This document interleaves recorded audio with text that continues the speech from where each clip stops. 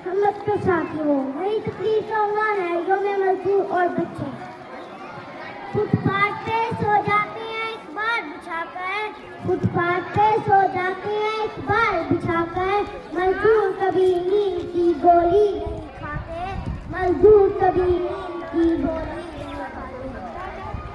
जी बताए, हम सब जानते हैं कि 11 मई को यौम मजदूर मनाया जाता है, लेकिन कभी आपने गौर किया कि मजदूर के नाम पर छोटे छोटे बच्चों से भी काम करवाया जाता है?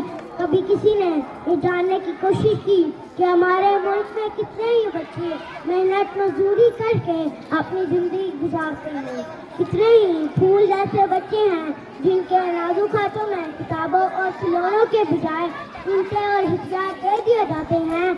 सदरे अलवकार, कभी किसी ने सोचा कि ये नन्हे बच्चे जिनका दिल